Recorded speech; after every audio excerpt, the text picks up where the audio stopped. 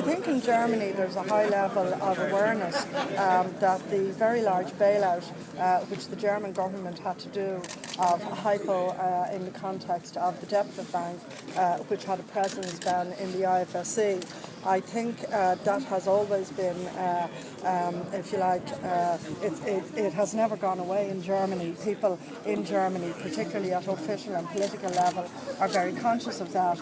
I think it just absolutely underscores again that countries like Germany, who feel that they are contributing heavily to the money arrangements in relation to banking.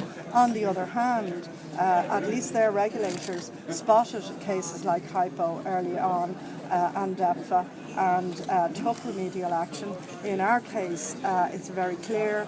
It was well known, I would say, for about a year and a half beforehand, that the model that Anglo as a bank had was simply unsustainable. It was fueled by tax breaks. There was a reluctance on the part of the then administration to rein in any of the excesses that were feeding the bubble. I think policy analysts in Germany know that. The first inquiry into the banks in Ireland was carried out by Klaus Regling, very close advisor to Angela Merkel, and who has subsequently been heavily involved in the development of institutions like the ESM, and he set it out, and I assume that his report about Ireland circulated fairly widely in German official circles. I'd just say one other thing.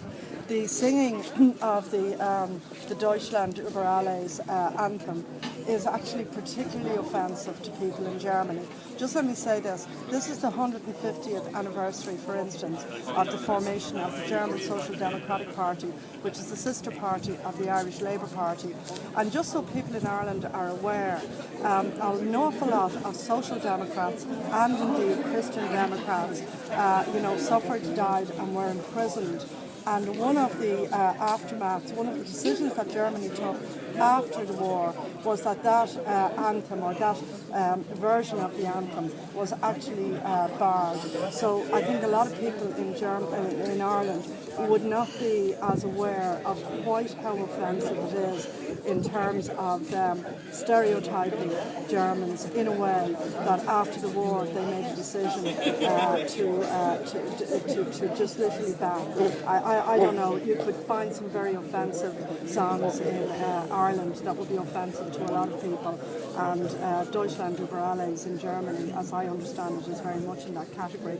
So no German of Mrs. Merkel's age would not know the history and context of that song and not be deeply offended by it, and that's why I'm not surprised by her comments.